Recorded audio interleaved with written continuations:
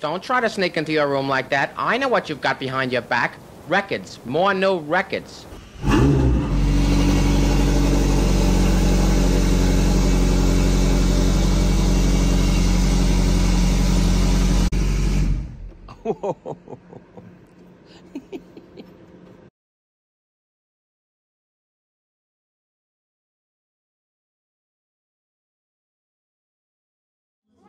All right, we're going to start here. The show is starting right here because this is down the hall from my bedroom. So why not start here? And this place brings in some pretty good brands, as you can see.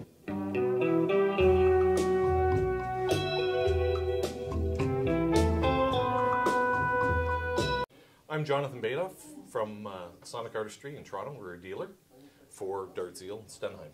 And there's a new Dartzeal integrated amplifier. Is that what this is here? Well, it's an update of the 208. As you know, Hervé takes his time in real thoughtful process. Yes. And once he's amassed a number of technologies that he's moved ahead with, he usually releases a Mark II version. So this is the new Mark II version of the 208. And the 208 is an integrated amplifier. With a built-in streaming DAC. Okay. And we're waiting for a rune to certify it so that you'll be able to stream directly from your... And how much power does this put out? 200 watts a side. And what is the cost in Canadian dollars? I can tell you it's $23,000 US. Okay, that's probably more... Well, this is going all over the world. It goes all over the world, but the US dollars is relevant to everybody else, I believe. All right, that's more affordable than the big amps. It's more affordable than the big amps, absolutely. And it's all in one, and it's still beautiful. And that's sitting on the Seismian base. These are active isolation bases.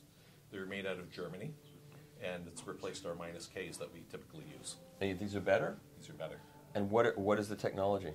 It's an active isolation, so it's electric. And I would have to get them to explain to you, because all these guys are PhDs, and for me to speak to what it's actually doing, how it's operating. Okay, well, that's news. And what do they cost? US dollars, well, Canadian dollars, $7,500 for the small and $8,500 for the large. And this one's 500 by 400. The larger one is 50% more, and it's 600 by 500 millimeters. And I see you have those nice, massive little... Yes, sir, Buddy Trevor. Yeah, who nice. makes absolutely amazing record weights. I know. I've used those, and I've written about them. Yeah, very nice guy, too. I like the nice people who are involved. All right, and what else is in there with the Stenheim? We've got the Stenheim Illumine 3. These are the SEs that have just been released. So it's replacing the whole crossover network and making them bi-ampable, if you wish. And what do they cost? These are coming in at about 50,000 Canadian. So it's about 40,000 US. Okay, and then you've got Nordost. Actually, it's all Valhalla throughout. Oh, Valhalla, okay. So it's a full Valhalla suite of cables that we've got in there. We've got the Q-Core grounding box, and we've got the Q-Net as well and it's being driven off the Q-Source power supply down at the bottom. Okay. And you've also got these aperture still point. They're amazing, aren't they? I know.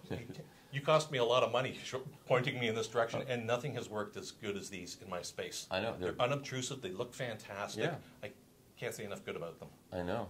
I block my window. The only window that lets me see outside, I block them with these because it makes it sound better. And I don't care what I can see outside. It's more important that it sounds better, you know? Okay, great. Well, this is a great way to start the show, and I appreciate your having all that information for us. Thank you very much. Okay.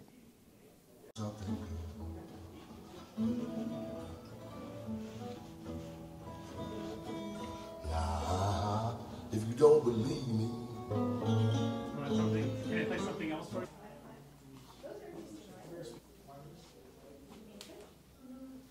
Okay, we're making a lot of home theater noise here.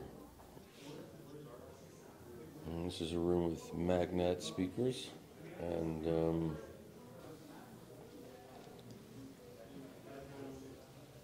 TX. This is an integrated amplifier.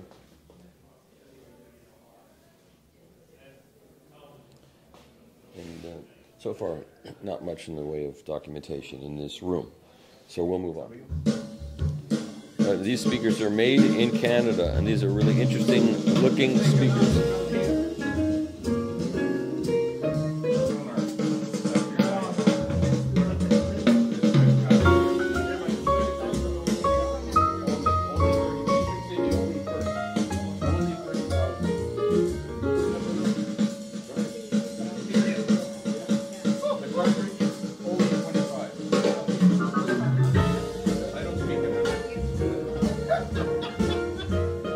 All right, so what room are we in now? This is the Corby's audio room? Corby's coherent speakers and Betas. We have a Betas music server over here. All right, so these speakers are the... They're the model. They're the Model 18. And these are, what are they, what's your brand name? The brand Coherent Loudspeakers, Model 18. This one basically is the reference version with the slight upgrades in the crossover. And they're using the same technology internally as any of my speakers with the internal resonance slats for helping control the back wave off the woofer. Right, that you showed me last night in That's pictures. right. Very impressive Yeah. design. And how much of these are like 100 dB efficient, right? They're 100 dB efficient, so basically you can run them with any SET as little as half a watt a channel. Recommend 1.5 watts minimum. As far as at the top end, they're rated at 400 or 500 watts RMS. So you're never going to get. You're never going to get close to that. I mean, they're capable of doing 130 dB dynamic range. So they really are showing up in this room, especially how they're so relaxed. And how would you say when I sit down and listen in a minute, how would you say the sound is in this room? Are you getting any? It's good. Yeah. It's good. Something as simple as moving them 3 inches away from the wall got rid of a bit of a honkiness that was coming through. Of course. And what do these cost? About 700 hertz. Yeah, I cross over from the. Now, how much do they cost? The cost on them on this pair is $16,000 US. All right, and you ship all over the world. All over the world. Most of my sales are to the US. Yeah. And you've so far built a business word of mouth, as you told me last night. Basically word of mouth, yeah. Well, people come to shows and then they comment on the show, or customers who just rave about my product, yeah. That's great. That's the way to start. That's how Saul Morant started. It worked out pretty well for him. Exactly, right? Yeah. No, I start out. The only problem is I build everything from scratch myself, except for the drivers, which are made in North America. Right. So the cabinetry all done by me, the tweaking and the tuning. You can hire apprentices at some point, what? Yeah, no, you're going to be a control freak about this? No, they're just the quality of workmanship. I end up fixing what they didn't do right. Right. Yeah. Well, you can find. I'm sure you can find some. Oh, for sure. With time, I will. Yeah. Okay, great. Let me sit down and listen now. Sure. All right. So we're seeing all neck electronics. Yes. And the Kuzma front end. And which turntable is that? That's the Stabby R. Stabby R, and of course the Sapphire 9 arm. And Car 60. Diamond cantilever. Yep. That's a stock car. And also the Kuzma ebony clamp. Right. Yeah, one of those two. And my carbon fiber mat, which you can't see, but one on top of that. Oh, okay. We'll look at that. All right, so let me sit down and listen for a minute. I make the digital source, the Betas audio servers. Oh, and where's that? It's right there. Okay, so that's a streamer, is that? It's a streamer player. We can configure it to whatever you want it to be. And where's that made? Montreal. Oh, okay. Just a couple of kilometers from here.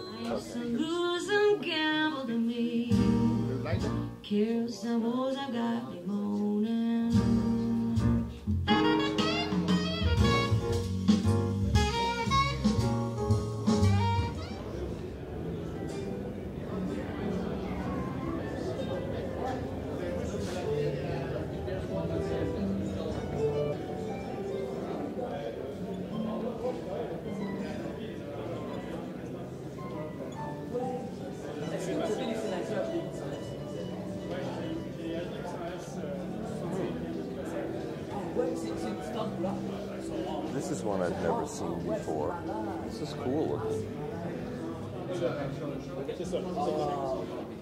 What is this model turn? This is our 60th anniversary. It's the LP 2022 because 2022 was our 60th anniversary year. And we went for something, daring with the design. Even the stylus is see-through crystal. So in Japan, so we're a Japanese brand. Every decade has a color or significance, and 60 years usually is platinum. So we went with something, I guess platinum is a good way to describe it. How long has this been available? Well, it was released right after Christmas, and it's pretty much sold out. I think we're down to 1 unit, actually. Really? So if you want one, we can actually do something. Well, I'd only be reviewing it, so... You'd only be reviewing. Well, it's a great turntable. It's a fully manual turntable. Yeah, of Not many bells and whistles. It's got the VTA adjustment. Of course, it comes bundled with our Shibata. And what does it cost? What did it cost? It's $16.99 Canadian. Really? That's all? Yeah, it's really That's really high cool. value. We've always been strong in value. Yeah. Okay, great. Just a brief interruption, esteemed viewers. As you may know, I'm Tom Martin, Chief Content Officer of The Absolute Sound. We have a new product. It's on the Substack platform, and we're going to do some interesting things with Substack. First of which is reader questions and answers. Each Monday, readers will submit questions, we'll pick the most interesting ones, and we'll answer the questions on Friday. We'll also have early access to articles and special blogs that don't appear anywhere else. We hope you'll join us. It's only a cost of a cup of coffee per month. Just check on the screen or in the show notes below. Thanks, and now back to the show.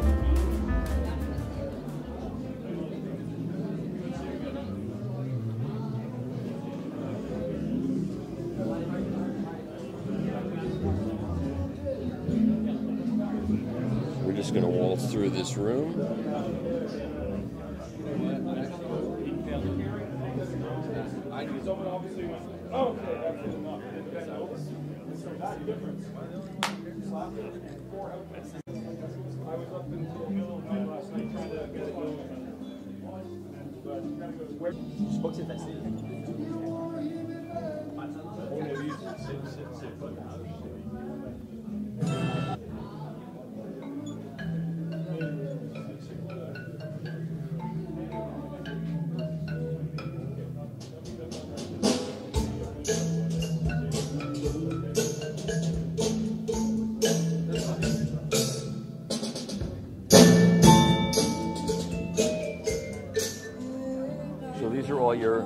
all your isolation devices here.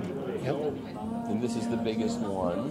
And what is that? This is the Gaia Titan. Yeah. These go up to speakers 620 pounds. Oh. So we really start with the Gaia 3. That's for a speaker that's 70 pounds, 70, 120, 220, 320, 420, and 620. So we cover that whole range. And then we've got the Aria.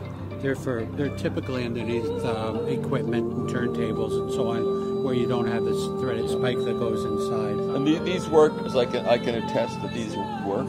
Mm-hmm. Yeah. They've been copied by people. Yes, indeed. That's the best sign of success. Well, the big thing, I always think of it, there's three things to consider. The first is you can excite the supporting surface. Second is you can have support structure board noise, and everybody gets those two. But what people miss is that there's energy being conducted back up into the speaker, and there's a mechanical connection. And when we can deal with that and yet still keep that lateral stability, we keep the imaging, we keep the definition, we don't have those losses. And that's really where we're not really an isolator, we're more kind of a hybrid that works to manage that energy, that boundary condition. Cool. All right. Thank you, Dave. Thank you.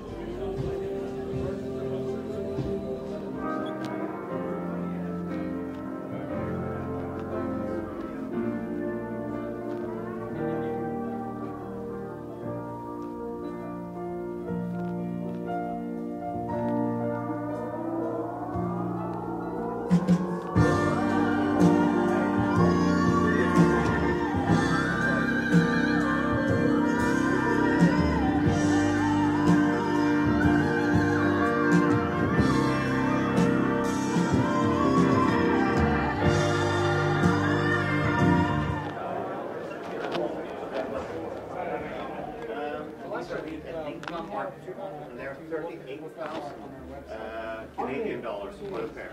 So they're very expensive. Hi, Michael. Hi there. So that's the entire system. Yeah, music is just playing from Focus. Yes, coming in May. Well, it was supposed to come here in. That was so funny. So the DAC in this big room with the big PMC speakers, they switched to this hi-fi DAC, and they said it sounded better than anything else they'd used in the room. Wherever you're going, I'm going your way. Two drifters off to see the world. There's such a lot of world to see. Okay, this is the DAC they're using to play back on the big PMC speakers in the Yankee face, and it sounds really good to me. And I'm shocked. I was shocked too yesterday when we switched. Yes. Good morning. Good morning. How are you? Good. How are you? Wonderful. We're all good. That's good. When did you get in? Yesterday. Wonderful.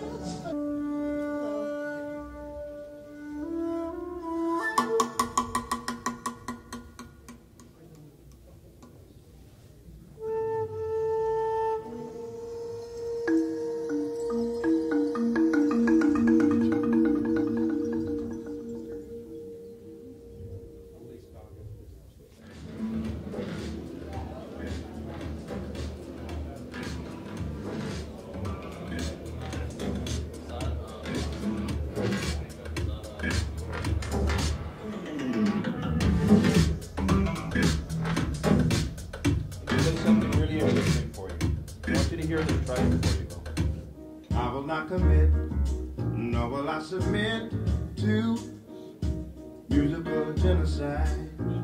So what you heard in there were the new Platinum 300 3Gs, okay, third generation Platinum series, driven by the Rotel Michi M8 monoblocks. P5 preamp, the new Diamond DAC, okay, latest DAC from Rotel, and using a Rune Nucleus server. Okay, so that system has a combined retail of about 50,000 Canadian and wired up by Nordos cables. And outside here, what we have are the complementary speakers in the range. So we've got the PL100 3Gs and the PL200 3Gs, both featuring 6-inch drivers, whereas the 300s inside feature 8-inch bass drivers. And so compact, two-way, if you will, PL100s. And then, of course, the floor-standing 200s and a three-way design. And what do those sell for? So these are $17,500 in Canada. They're $15,000 in the U.S. Okay. And these are, I want to say, $7,500 U.S. The 300s inside are $22,000 Canadian. They are $17,900 in the U.S. Sounds good. What we have here, basically third generation. I mean, the recipe for the original Platinum series was very, very good. And what they've done is they've retooled, they've redesigned, re-engineered the MPD tweeter, which is a micro-pleated diaphragm tweeter, third generation. They've taken the bass drivers and mid-range units, and they've added a layer of carbon fiber to the back of the Nomex structure. You've got CCAM in the very front. It's a thin layer of ceramic-coated ceramic-coated aluminum magnesium, and behind it you have a Nomex material, similar material what they use in race cars. So very light, very inert, very strong. Yeah. And then in behind it, they take perpendicular layers of carbon fiber to further strengthen the back of that drive unit. So what you have is really a piston that doesn't deviate when driven hard, maintains its form, maintains its clarity, its neutrality, but can take a ton of power, produces great bass, and again, it can do so at louder volumes. So there's no stress on the system, easier to listen to, better control. Cool. Great. Thank you.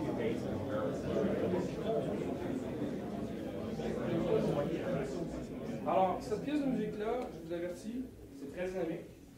Essayez pas de la trouver nulle part, vous ne la trouverez pas. Même si vous faites Shazam, vous ne la trouverez pas.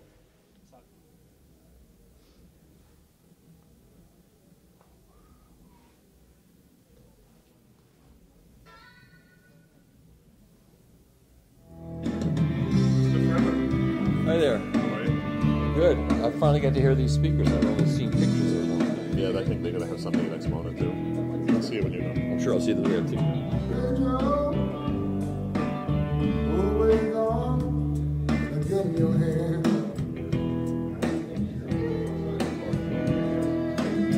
Go ahead, girl. Always on.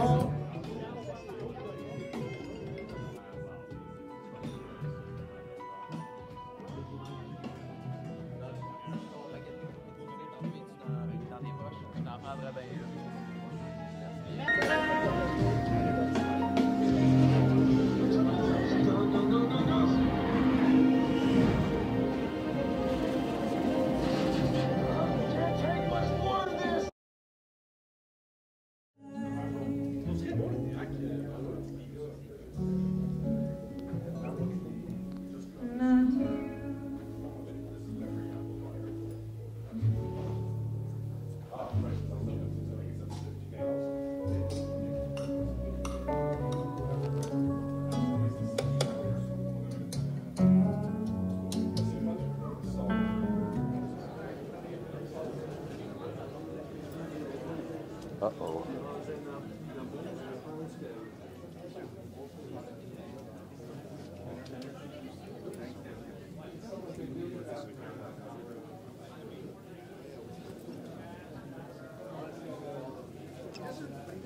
Let's see what's going on here in the record section. Lots of original pressings of records. There's a lot of records here. There's a lot of records here. There's a lot of records. Usually they're like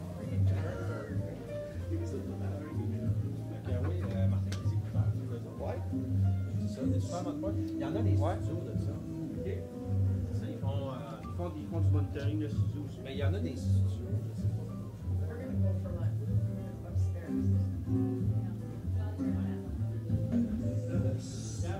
In the house that we share, there were sure floors of care. But whoever came calling found nobody there.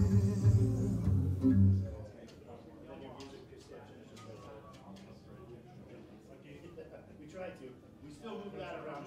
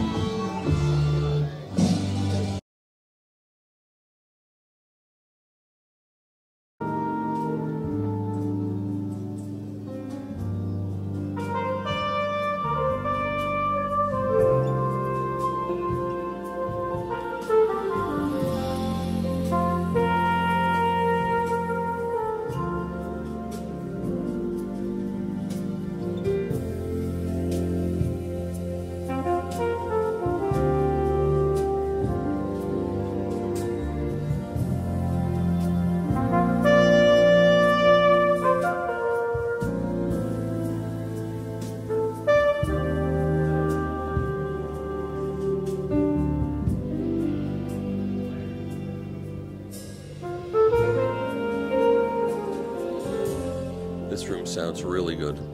There's so many rooms that sound bad here. This room sounds fantastic.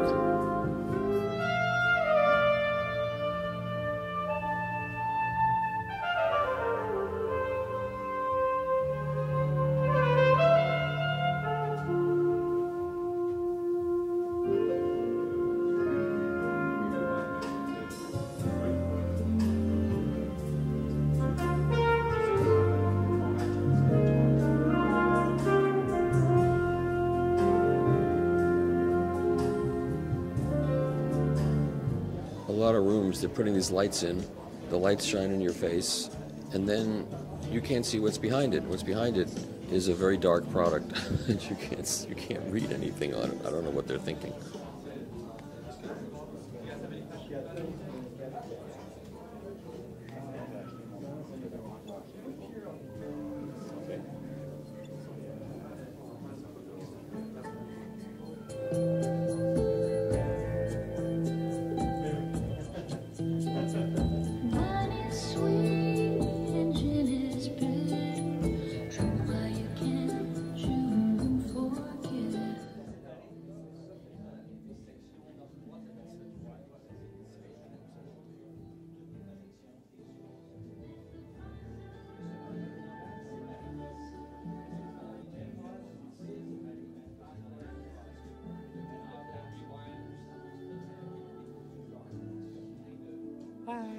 Donc des enceintes à 4 000 Première mondiale, le Moon 250i V2, donc un amplificateur tout analogique, 50 watts par canal. Vous allez voir, il y a beaucoup de gosses.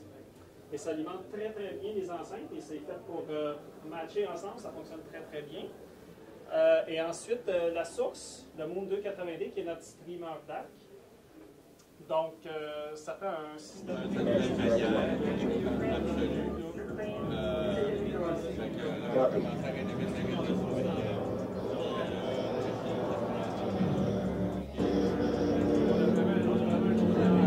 Michael, can I say hi? Sure, wait 1 second.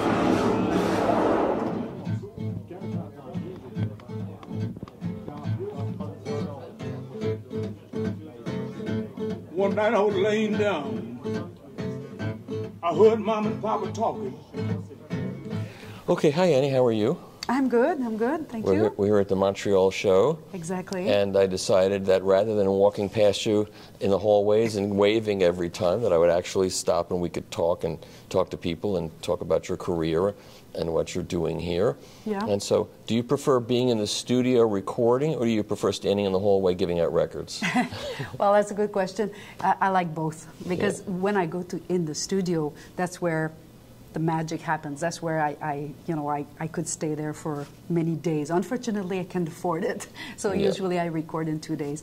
But meeting with my fans here in Montreal, actually, Michael, it's exactly where it all started from me, because you must say, how come you're an audiophile, a singer? Because I was not really brought up to be an audiophile, but I've always liked good sound. I had good speakers when I was a kid. I listened to a lot of music, and I have a classical background. But when I released Blue Mind, it was here at the Montreal Audio Show. Now you live here? I live in Montreal. I was born in Trois-Rivières, which is a old town, maybe 2 hours from here. I traveled a little bit, learned to speak English because half of my family is based in the Maine. So we used to go in the Maine every summer, so I have American cousins. And so I grew up with a musical background that was mostly classical. Yeah. Interesting. Yes. As a pianist, playing. Yes. Oh, yes. I'm not a really jazz pianist. I don't consider myself as a jazz pianist because I learned it all by myself. I went to Montreal University, and I have a bachelor in classical piano. And I have also a bachelor in classical singing. How come I wanted to become a teacher? So why not do an album of that at some point? That kind of, Lieder or something or whatever, some kind of classical. Well, Schubert songs or something. Yeah, well, it shows a little bit in when I play because I have good chops. But my music is not really jazz also, because if you know, I wrote Blue Mind totally, words and the lyrics and the music, so it's not covers. But for the latest album that's going to be released, my 7th album. Is it already, here? Yes. And you don't have a copy to hold up, do you? Yes, we have one. Let's show it. I mean, it's really. I love the cover. I love the picture. Maybe we can just open it. Yeah. Because it's a 45 RPM double Be My album. Lover. That's very provocative. Be My Lover. It's the name of one of my songs. Yes. Then you have a good excuse for it, because Peter Frampton has an album called "I'm in You," which I thought that was a little bit much. I used to advertise that when I was on the radio. I'd advertise that album, and every time I would say, and Peter Frampton's "I'm in You" is available, and I had this woman screaming in the background. Every time. Love Peter Frampton, by the way. Me too. I'm going to interview him next week, so that should be a lot of fun. So you do Moondance, Blue Bayou. Yeah. And then some things I don't know, Bridge Over Troubled Water. Do you know from the beginning, from Emerson, Lake and Palmer? Sure, yeah. That was my first record. I was 11 years old. I had it as a gift. And I'm a great Emerson, Lake and Palmer fan. Oh, great. So sometimes that seems out of character for you, but I guess not. Yes, but no, I look a little quiet like that, but I was really a pest when I was young. A hard rocker and a metalhead. Yes, exactly. Oh, cool. I went to a border school with the nuns, and I remember I would have to hide in the, to play my kind of music because the nuns didn't really like it. So this is recorded locally. Yes, at Tempo Studio in Montreal. For that one, because of the pandemic also, going back to Los Angeles, I had 2 beautiful recordings, the direct-to-disc with Michael Ross, and Keys to My Heart is doing very well too. But I said, okay, let's work. During the pandemic, I had 2 years to do nothing, really. So I wrote a whole bunch of songs, but since I had so much success with Killing Me Softly, because it's really charting, it's amazing, but it is right now. I said it is. It is. Your version. Oui. It's charting here. Everywhere in the world. Not here. No. Oh, I didn't know that. A lot of streamings. I have more than 100,000 streams per month. Oh, wow. A million a year. That song seems to strike everybody. Yeah. So I said, okay, I'm gonna have 6 covers on that Of one, course, not just one. Lori's got a version of it too on her new album, so I know. that's good too. Yeah, it's a good song. I used to listen to it Maybe with you my two father. should do a duet or something. Yeah, why not? No, we don't know. So I have 6 songs and 6 songs of mine and 6 covers on that that's a album nice combination. with a trio. And I also use more of the Fender Rhodes. So that's the look like the 70 years. I love the sound of the Fender Rhodes, but I did overdubs with the piano, and there's a lot of vocals on that. Overdubs too. So it's not a trio basically with 2 mics, and it's a little bit more produced, but not overproduced. I don't like it. I record twice, 2 songs. I mean, 1 song 2 times. Usually it's done. Yeah. We pick up, Because you're a professional. You play live. You play live, you know how to get in there and do it. Yeah. And I think that when you redo too much, you lose the magic. Sure. You lose the energy. Something. And Nature Boy, who is my son Samuel, played the piano. Oh. He's 25 years old. Oh. Nature Boy is a classic, right? Of course. So it's only Eden piano. Abbas, who was a hippie in the 40s. Can you imagine looking like he looked in the 40s? I mean, in the 60s it was enough trouble, but in the 40s to have the hair like that and the beard, I know he wrote the song. Yeah. Who became so that's also a song that is really touching me. And Be My Lover, well, like you said, it's a bit. But I know my crowd. Yeah. They're all men. they're around. But you know, with the internet, I know this is not your world, but it isn't. We are reaching so many people. I mean, streaming is not your world. Oh, That's yeah, what I meant. it is too. I stream. Yes, you do? Yeah, Okay. of course. It's not the same experience. Yeah, it's different. You know, to me, it's like the record store that never closes. So you can go listen to stuff and decide what you want to buy on vinyl.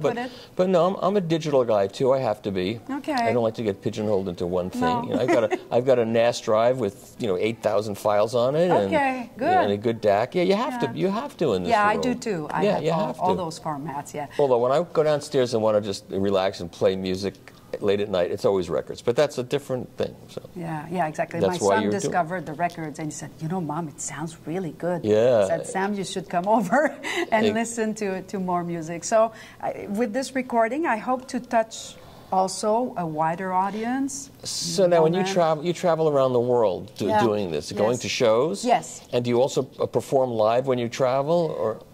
Well, I'll be performing at the Chicago show in a month, and sometimes I do. When I went to Taipei, Taiwan, I did perform with my son. We did a tour in China, Taipei, and Hong Kong, and he played the piano, or he plays also bass. So yeah, sometimes. And how the different audiences in different countries, how do they relate to you? Is it always the same, or is there a different thing depending on where you go? There are. In Germany, the people are very polite and they love music. They have classical background.